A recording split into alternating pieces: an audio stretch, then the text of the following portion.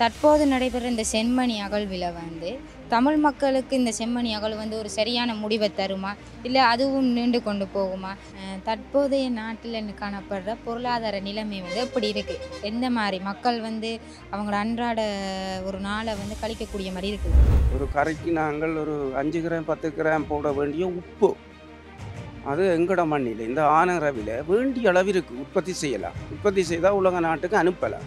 ஆனால் ஏன் அந்த உப்பை உற்பத்தி செய்ய முடியாத அளவுக்கு இன்று வரைக்கும் ஈடுபட்டு கொண்டு போகுது? இப்பவும் இந்த மக்கள் இந்த அரசாங்கத்தை இன்னும் எதிர்பார்த்து கொண்டிருக்கிறார்கள் என்று அவர்களுடைய பேச்சுக்கள் எல்லாம் அப்படி தான் போகுது. எங்களுக்கு காலம் போதாது, அது போதா, இது போதாது, நாங்கள் புதுசாக வந்திருக்கோம். ஏற்கனவே இருந்த அரசியல்வாதிகள் எல்லாரும் அவங்களுடைய ஆக்கள்லாம் அரசாங்கத்தில் இருக்கிறாங்களா, அரசாங்கங்களில் இருக்கிற ஆக்களை உடனே கட்டுப்படுத்த இல்லாத கொள்ள இல்லாத இப்போ பைய தான் செய்யலாம்னா நாங்கள் செத்து மடிஞ்சு சின்ன பின்னமாக போகிற ஒரு நிலைக்கு தான் இப்போவும் போய்கொண்டிருக்கு.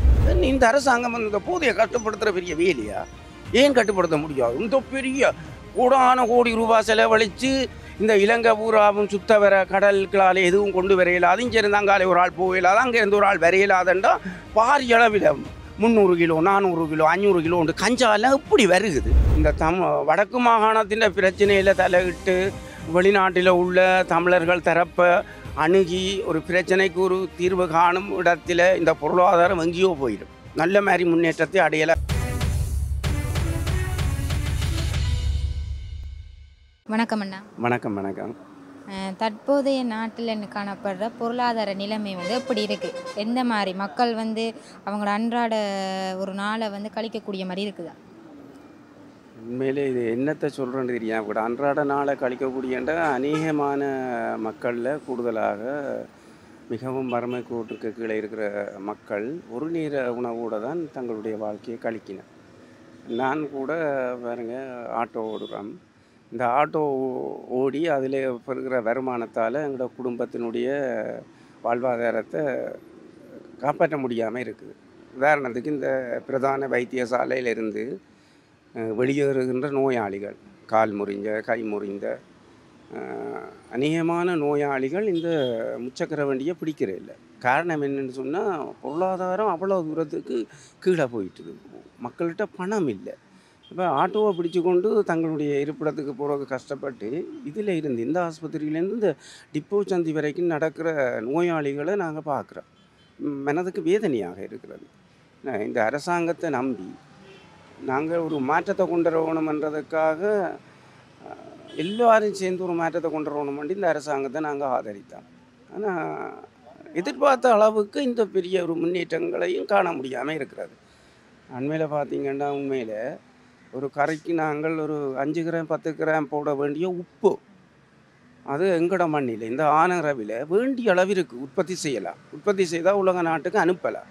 ஆனால் ஏன் அந்த உப்பை உற்பத்தி செய்ய முடியாத அளவுக்கு இன்று வரைக்கும் ஈடுபட்டு கொண்டு போகுது? என்ன காரணம் என்று எங்களால் கண்டுபிடிக்கலாமே இருக்குது. 300 ரூபா 350 ரூபாய்க்கு கூட கல்லுப்பு வாங்க முடியாத ஒரு சூழல் இருந்தது. ஆனால் இப்போ ஒரு 200 ரூபாய்க்காவது வந்துட்டுது. ஆனால் அந்த 200 ரூபாய்க்கே நாங்கள் அந்த உப்பை வாங்க வேணும். 50 ரூபா 100 ரூபாய்க்குள்ள வாங்க வேண்டிய உப்பு இன்றைக்கு 200 ரூபாய்க்கு கொண்டு வந்து விட்டாலும் அது போதுமானதாக இல்லை. அந்த உப்புக்கே இந்த நிலைமை என்றால் ஏனைய உணவுப் பொருள்கிட்ட நிலைமையை யோசிச்சு பாருங்க. இது எல்லாத்தையும் விட மிக மிக மோசமாக மிக கீழ்த்தரமாக நடக்கின்ற இந்த பொருளாதாரத்துக்குள்ள இந்த கடைகள், விற்பனையாளர்கள் செய்கிற கடைகளில் நீங்கள் வேணுமென்றால் ஒரு பொருளை, ஒரு உதாரணத்துக்கு ஒரு மிளகாய் அல்லது ஒரு மல்லி அல்லது ஏதாவது சீனி, ஒரு கடையில் போய் ஒரு விலையை கேளுங்க, இன்னும் ஒரு கடையில் போய் ஒரு விலையை கேளுங்க, அதுக்கு அங்கால போய் இன்னும் ஒரு கடையில் விலையை கேளுங்க. எப்படியோ ஒவ்வொரு விலை ஒவ்வொரு கடையில் இருக்குது. அப்படின்ற எப்படி பொருளாதாரம் நிலைச்சிருக்கிறது யோசிச்சு பாருங்கள். விலை என்று சொன்னால் சீனி 225 ரூபாய்க்கு ஒரு கடையில் இருக்குது, இன்னும் ஒரு கடையில் 230க்கு இருக்குது, இன்னும் ஒரு கடையில் 240க்கு இருக்குது, இன்னும் ஒரு கடையில் 250க்கு இருக்குது. இப்படி போனால் எப்படி மக்கள் வாழ்கிறது? இதுதான் இந்த பொருளாக எல்லாரும் சுரண்டுறார்கள். வியாபாரி முதல் கொண்டு இந்த உற்பத்தியாளனே சுரண்டுறாங்க. ஒரு மரக்கறி சந்தைகளை போனால் மரக்கறி வாங்கலாம். அவங்க இவ்வளவு கஷ்டப்பட்டு மரக்கறியை உற்பத்தி செய்கிறான். இடத்தரகர் வேறு சந்தை, அதில் எல்லாரும் சுரண்டி வாழினை. அரசியல்வாதிகளை போல் நாங்கள் நம்பினோம் இந்த அரசாங்கம் ஏதோ செய்யுமென்று எதிர்பார்க்குறோம், இன்னும் எதிர்பார்க்குறோம். அதை எப்படி எதிர்பார்க்குறோம்னு சொன்னால், கடந்த காலத்தில் இந்த போராட்டத்தில் நாங்கள் இருந்து இதுக்குள்ள கஷ்டப்பட்டு இந்த முள்ளிவாய்க்கால் வேறு போகும் வரைக்கும் கூட நிறைய பேர் எதிர்பார்ப்போடு இருந்தோம். ஏதோ நாங்கள் காப்பாற்றப்படுவோம் அல்லது இந்த போராளிகள் ஏதோ ஒரு வகையில் வெல்லுவார்கள் என்று நினைச்சோம்.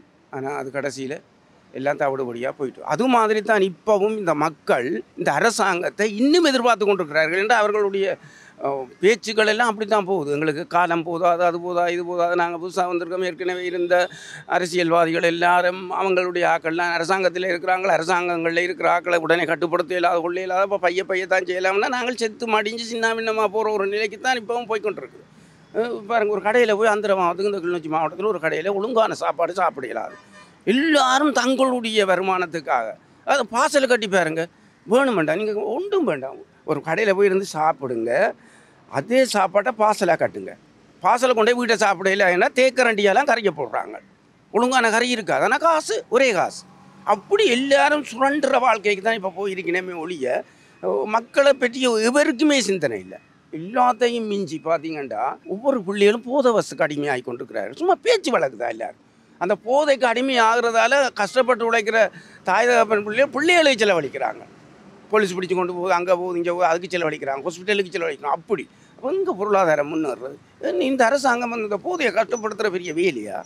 ஏன் கட்டுப்படுத்த முடியாது? இந்த பெரிய கோடான கோடி ரூபாய் செலவழித்து இந்த இலங்கை பூராவும் சுத்த வர கடல்களால் எதுவும் கொண்டு வர இயலாது. இங்கே இருந்தாங்காலே ஒரு ஆள் போயிடாது, அங்கே இருந்து ஒரு ஆள் வர இயலாதுன்றா பாரிய அளவில் 300 கிலோ 400 கிலோ 500 கிலோ உண்டு கஞ்சாலாம் இப்படி வருகுது. அப்போ என்னத்துக்கு இந்த பாதுகாப்பு? எத்தனை மில்லியன் ரூபா செலவழித்து பாதுகாப்பு, எத்தனை கப்பல், நேவி படை, கடல் படை, தரப்படை எவ்வளவு இருக்குது. இந்த போது ஏன் கட்டுப்படுத்த இல்லாமல் இருக்குது? போதிய முதல் கட்டுப்படுத்துங்க, பொருளாதாரம் இப்படி வருதுன்னு பார்ப்போம். முழு மூச்சாக இந்த அரசாங்கம் முதல் செய்ய வேண்டிய வேலை போதை. ஒவ்வொரு வீட்டிலையும் நான் ஒரு ஆட்டோ சாரதி, நான் நாளாந்த மேத்துறேன். எந்த வீட்டில் போதைக்கு அடிமையாகாத குடும்பம் இருக்குன்னு சொல்லிட்டு பார்ப்போம். பள்ளிக்கூட பிள்ளைகளுக்கெல்லாம் கொண்டு போய் போதை வசதி கட்டுப்படுத்துகிறேன் இந்த கட்டுப்படுத்துகிறேன் வேண்டாம், எங்கே கட்டுப்படுத்துறது? ஒன்றுமே இல்லை, கூடிக்கொண்டு போகுது. அப்போ பொருளாதாரம்ன்றது நலிவுற்று இன்னும் கீழே தான் போய் கொண்டிருக்கொழிய நாங்கள் வாழ்கிறோம். நாங்களெல்லாம் 2 நேரம் தானே எனக்கு சாப்பாடு, 3 நேரம் எங்களால் சாப்பிட முடியாது. சாப்பிட்ற அளவுக்கு இங்கே பொருளாதாரம் அவ்வளோ தூரத்துக்கு போயிட்டுது, பின்தங்கி போயிட்டுது. ஒரு தரம் கட்டுப்படுத்துகிற மாதிரி இல்லை. எல்லாரும் தங்களை பாதுகாத்து கொண்டு மில்லியன் கணக்கில். இன்றைக்கும் ஒரு செய்தியை பார்த்தா ஒருத்தன் சொல்கிறான் 6000 கிலோ நகை விடுதலை புலிகளிலிருந்தே கொள்ளையடிச்சு எடுத்ததுன்னு சொல்லி. ஒருத்தன் சொல்கிறான் 210 கிலோ உண்டு, ஒருத்தன் சொல்கிறான் 110 கிலோ உண்டு. ஒவ்வொரு கதையெல்லாம் சொல்லினான்.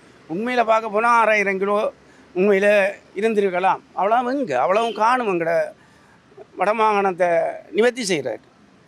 விடுதலை புலிகளிடம் இருந்து எடுத்த சொத்துக்கள் அனைத்தும் காணும்.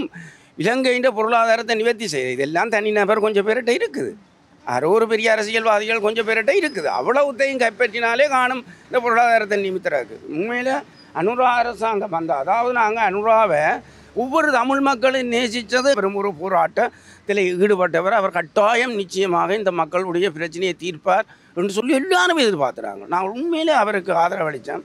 ஆனால் இன்றைக்கு தலைகீழாக போய் கொண்டிருக்குது. என்ன நடக்க போதோ தெரியல. நிச்சயமாக அவர் இந்த வடக்கு மாகாணத்தின் பிரச்சனையில் தலையிட்டு வெளிநாட்டில் உள்ள தமிழர்கள் தரப்பை அணுகி ஒரு பிரச்சனைக்கு ஒரு தீர்வு காணும் இடத்துல இந்த பொருளாதாரம் எங்கேயோ போயிடும். நல்ல மாதிரி முன்னேற்றத்தை அடையலாம். வேணுண்டா தமிழ் மக்கள் அனைவரும் வெளிநாட்டில் நிறைய வசதி வாய்ப்போடு இருக்கின்றன, நிறைய சொத்துக்களோடு இருக்கின்றன. அந்த சொத்துக்களை இங்கே கொண்டு வந்து முதலீடு ஆக்கினால் நிச்சயம் இலங்கை ஒரு பெரிய தன்னிறைவு இந்த சிங்கப்பூரை விட முன்னேற்றகரமாக கொண்டுடலாம். அதுக்கு முதல் பிரச்சனை தமிழர்களுடைய அடிப்படை பிரச்சனையை தீர்க்கிறதுக்கு கணிசமாக இந்த அரசாங்கம் முன்வர வேண்டும்.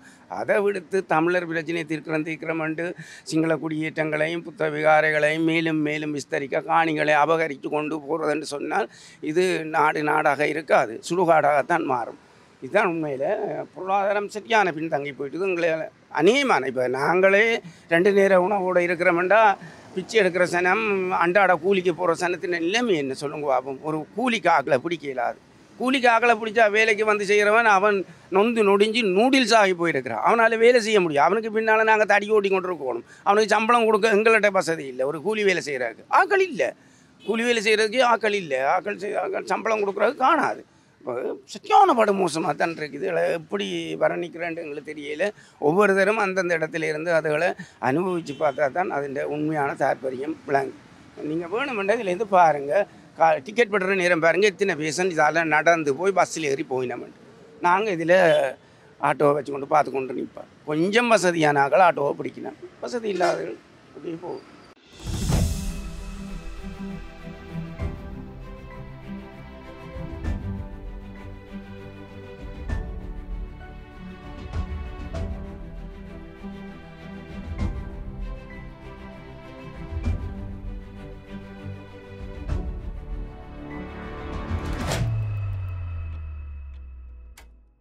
இப்போ நீங்கள் கூறியது மாதிரி இந்த நகைகளாக இருக்கட்டும் பணங்களாக இருக்கட்டும் இதே எத்தனையோ அரசாங்கம் வந்து கடந்து இப்போ இந்த அரசாங்கம் வந்திருக்கு. இவ்வளவு காலமும் இருந்த அரசாங்கங்களே இதை பற்றி ஒரு விடயமும் கூறவில்லை. இந்த காசுகளாக இருக்கட்டும் நகைகளாக இருக்கட்டும் ஒன்றுமே வெளிவரலையே. அதாவது இதுக்கு முதல் இருந்த முன்னாள் மஹிந்த ராஜபக்ச அவராக இருக்கட்டும் மைத்ரிபால சிறிசேன இவங்களாம் இந்த இதுகளை ஒன்றும் செய்திருக்க மாட்டாங்கன்னு நினைக்கிறேன். இவர காலத்தில் எப்படி அந்த நகைகள் வெளிவந்தது? அதுதானே அம்மா, நாங்கள் இந்த இவரை நாங்கள் நம்பினபடியாக தான் அதில் ஒரு 100க்கு 100 வீதம் இல்லாட்டாலும் இப்போ ஒரு 10 விதமான நகைகளை இவரால் கைப்பற்ற முடிஞ்சிருக்கு. ஆனால் என்ன பொறுத்தவரையில் அவர் முழுக்களையும் அவைகள்கிட்ட இருந்து எடுக்கணும். ஏன்டா இப்போ மஹிந்த ராஜபக்சாண்ட அரசாங்கம் என்ன, ரணில் அரசாங்கம் என்ன, மைத்திரின்ற அரசாங்கம் எல்லாம் அதெல்லாம் ஒரு குட்டையில் ஊறுனா மட்டைகள் என்ற ஒரு பழமொழி. எல்லாரும் ஒரே ஆக்கள் தான். அப்போ அவங்கள் தங்களுக்குள்ளேயே எல்லாத்தையும் பகிர்ந்து கொண்டிருப்பாங்களோ, அதை வெளியில் கொண்டு வர மாட்டாங்க. ஆனால் இப்போ அனுரா அரசாங்கம் வந்தபடியாக தான் ஒரு கொஞ்சம் சாட்டுக்கு வெளியில் வந்திருக்கு. அதை அனுரா அரசாங்கம் அதை முழுமையும் கைப்பற்றணும். முழுக்களையும் கைப்பற்றினால் நிச்சயமாக இந்த நாட்டுக்கு வேறு நிதி தேவையில்லை, இந்த நாட்டை முன்னேற்றலாம். அவர்கிட்ட அப்படியான சொத்துக்கள் இருந்தது. விடுதலை புலிகள் இத்தனை வருஷம் இவ்வளவு நகைகள், இவ்வளவு பணங்கள், இவ்வளவு சொத்துக்கள், அவருடைய சொத்துக்கள் என்றால் மதிப்பீடு இல்லாத சொத்துக்கள் எல்லாம் இருந்தது. என்ன தமிழ் மக்களுடைய சொத்துக்கள், அதை விட தமிழ் மக்களுடைய சொத்துக்கள் எல்லாம் முள்ளிவாய்க்காலோட போனது தானே. எல்லாரும் அங்கங்கே போட்டதும் தாட்டதும் விட்டுட்டு வந்தது. ஷாப்பிங் பேக்கோடையும் வெறுமனே நான் எல்லாம் எதையுமே கொண்டு வரையில்லை. என் அம்மாவை மட்டும்தான் நான் தூக்கினேன். 10 கட்டை தூக்கி சுமந்தேன். 10 கட்டை அங்கே பொக்கணையிலேருந்து சாலை வரைக்கும் கடற்கரை வழியை என் அம்மாவை தூக்கி கொண்டு வந்தேன். அப்போ எதை கொண்டு வரது? என்னுடைய குழந்தைகள் எல்லாம் சின்னனுகள் தவண்டு நடந்து வந்து சேர்ந்துனாங்களே. அப்படி மக்களுடைய சொத்துக்களும் அதுக்குள்ளே அடக்கமாக தான் இருக்குது. தனியாக விடுதலை புலிகள் இந்த மட்டுமன்று சொல்லலாது. எத்தனையோ பெரிய கடற்கார பெரிய முதலாளிமாருடைய சொத்துக்கள் எல்லாம் அதுக்குள்ளே அடங்கினதுதான். யாரும் எதையுமே கொண்டு வர இயலாது. நாங்கள் வந்து இந்த யுத்தத்துக்கு பிறகு எவ்வளவோ கஷ்டங்களை கடந்து இந்த இதுவரைக்குமே கை கால் இழந்து நிறைய கஷ்டப்படுற ஆக்களையும் நாங்கள் பார்க்கக்கூடியதாக இருக்குது. அப்படி இருந்தும் இந்த அரசாங்கத்தை நம்பி அவங்க வாக்களித்தாங்க. இவர் நிறைய வாக்குறுதிகளையும் கொடுத்தாரு. அதாவது என்ன அரசியல் கைதிகளை விடுவிப்போம் அப்படின்னு சொன்னவர், தமிழ் மக்களோட நிலங்களை விடுவிப்போம்னு சொன்னார், தமிழ் மக்களுக்கு ஒரு நல்ல ஒரு சுதந்திரமான வாழ்க்கையை கொடுப்போம்னு சொன்னார். இவர் நிறைய வாக்குகளை கொடுத்து அவர் அது இதுவரைக்கும் நிறைய வாக்குகள் அவர் நிறைவேற்றி செய்ததான்றதே ஒரு கேள்விக்குறியில் இருக்குது. அப்படி இருக்கும்போது இன்னும் இந்த தமிழ் மக்கள் இந்த அரசாங்கத்தை நம்புறதுக்கு காரணம் என்ன? அரசாங்கத்தை நம்புறது காரணம் என்ன? இப்படித்தானே, ஒரு அரசியல் வேறு, அரசாங்கம் வேறு. இன்றைக்கு கடந்த நான் நினைக்கிறேன் 48 சுதந்திரம் அடைஞ்சதுக்கு பிறகு இப்போ அனுரா அரசாங்கம் வரும் வரைக்கும் ஒரு மேல்நிலையில் உள்ள மேல்தட்டு வர்க்கத்தில் உள்ளவர்கள்லாம் இந்த நாட்டை ஆட்சி செய்த மாறி யூஎம்பி அரசாங்கம், ஸ்ரீலங்கா அரசாங்கம். அதுக்கு பிறகு இப்போ அண்மை காலமாக ஒரு 10-15 வருஷத்துக்குள்ள தான் சுதந்திர கட்சியும் பிளவடைஞ்சு யூஎம்பியும் பிளவடைஞ்சு வேறு கட்சிகளாக கூட்டி சேர்ந்து அவர்கள் இந்த ஆட்சியை தொடர்ச்சியாக செய்து கொண்டு வார காலகட்டத்தில் அவர்களுடைய அரசியலுக்கு ஊடாக அமைக்கப்பட்ட அரசாங்கத்தில் இருக்கக்கூடிய 90% அவர்கள் சார்ந்தவர்களாகத்தான் அரசாங்கத்தில் இருப்பார்கள். அப்போ இவர்கள் ஒரு போராட்ட குழுவாக இருந்தவர் ஜேவிபி போராட்ட குழுவாக இருந்து இன்றைக்கு ஏதோ ஒரு வகையில் மக்கள் ஒரு மாற்றத்தை கொண்டு வரணும் நம்பிக்கையின் அடிப்படையில் இந்த அரசாங்கத்தை உருவாக்கியாச்சு. அப்போ இந்த அரசியல்வாதிகள் நினைச்ச உடனே அரசாங்க அதிபர் மேலே கொண்டோ இல்லை அரசியல் தலைவர்களை கொண்டு எந்த ஒரு காரியத்தையும் விலகுவாக செய்ய முடியாதுன்றது எங்களுக்கு தெரியும், மக்களுக்கு நன்கு தெரியும். அந்த அடிப்படையில் காலப்போக்கில் அவர்களும் அமைச்சர்மாரும் மாண்புமிகு ஜனாதிபதி அனுராகுமார திசாநாயக்க அவர்களும் அவர்களுடைய பேச்சுக்களிலேயும் நாங்கள் தொடர்ந்து நம்பிக்கையோடு இருக்கிறோம். ஏதோ ஒரு வகையில் இந்த கடந்த கால அரசாங்கம் செய்த ஊழல்கள் மோசடிகளை பிடிச்சு அவர்களிடம் இருக்கிற சொத்துக்களை மீட்டு இந்த நாட்டை காப்பாற்றுவார்கள் என்று எதிர்பார்க்கிறோம். ஆனால் இன்று வரைக்கும் பெரிய முதலைகள் பெரிய தலைகளில் இன்னும் கை வச்சதாக காண இல்லை. ஆனால் அது சார்ந்த அவர்களோடு ஒட்டி கொண்டிருக்கக்கூடிய நாய் உண்ணியை போல் நாயில் ஒட்டி இருக்கிற உண்ணிகளை பிடிச்சி தான் அவர்கள் இன்றைக்கு ஜெயிலில் போடினோம் வருகினோம். ஆனால் ஏன் இன்னும் அந்த பெருந்தலைகளில் கை வைக்க இல்லைன்றது ஒரு கேள்விக்குறியாக மக்கள் மத்தியில் இருக்குது. நாங்களும் அதைத்தான் எதிர்பார்த்து கொண்டு இருக்கிறோம். உண்மையில் அந்த பெருந்தலைகளில் கை வச்சால் இந்த அரசாங்கத்துக்கு பிறகு ஒரு பாதகமான சூழல் ஏற்படக்கூடிய வாய்ப்புகளும் ஏற்படலாம். அது நாங்கள் நினைச்சு பார்க்க முடியாத அளவுக்கு பாரிய பின்னடைவுகள் ஏற்படலாம். காரணம் என்னென்னா, நான் சொல்கிற மாதிரி அரசாங்கத்தில் இருக்கக்கூடிய அரச உத்தியோகத்தரும் சரி, இராணுவத்தில் இருந்தானே, போலீஸாக இருந்தானே, எல்லாருமே கடந்த 48 இருந்து இன்று வரைக்கும் ஆட்சி செய்த அரசியல்வாதிகளுடைய அந்த அவர்களோடு சேர்ந்து இணங்கிய வகையில் அவர்கள் சார்பாகவே அவர்கள் இருப்பார்கள் எனவே அதை கட்டுப்படுத்தி ஒரு நிலைமைக்கு கொண்டு வரது கால அவகாசம் தேவைப்படும் என்ற ஒரு எதிர்பார்ப்பு இருக்குது. இருந்தாலும் ஒரு நம்பிக்கை இன்னும் மக்கள் மத்தியில் இருக்குது. அன்றா அரசாங்கம் நிச்சயமாக நல்லது செய்வினம் என்ற ஒரு எதிர்பார்ப்பு இருக்குது. ஆனாலும் அந்த எதிர்பார்ப்புக்கு மத்தியில் அந்த அந்த கள்ளர்கள் காடையர்கள் அவர்களை பிடிச்சு அவர்களை போடுறதுன்ற ஒரு வேலைப்பாடு கொண்டு பழுவு இருக்குது. அந்த பழுவுக்கு மத்தியில் பொருளாதார பழுவும் இருக்குது. எல்லாத்தையும் ஒரே நேரத்தில் சீர் செய்கிறதுன்றது ஒரு பெரிய விஷயந்தான். என்னவாக இருந்தாலும் இன்றும் மக்கள் மத்தியில் இப்போ நடந்த பிள்ளையாண்ட கைதுகள், அதுக்கு பின்னால் கனவேரை கைது செய்து ஜெயிலில் போட்டதோடு மக்கள் நம்பிக்கொண்டிருக்கிறார்கள் பெரிய பெரிய தலைகளும் சிக்கப்படுவார்கள் என்று சொல்லி. அந்த ஒரு நம்பிக்கைக்கு அவர் ஏதாவது ஒன்று செய்து அவர்களை பிடிச்சு அதிலிருந்து சொத்துக்களை மீட்டெடுத்தால் நிச்சயமாக பாரியொரு வெற்றி. தொடர்ந்தும் இந்த அரசாங்கம் தொடர்ந்தும் பல வருடங்கள் ஆட்சி செய்யக்கூடிய ஒரு நிலைமை உருவாகும்.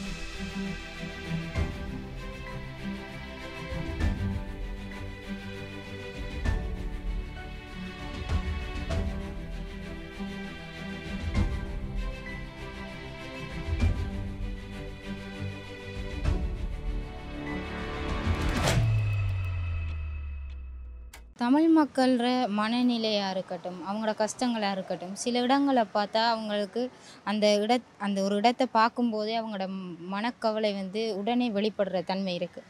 அப்படி பார்க்க போனால் இந்த செம்மணி என்று சொல்லும்போது உடனே ஒரு நினைவு ஒன்று வரும். அந்த இடத்தை என்ன நீங்கள் நினைக்கிறீங்க?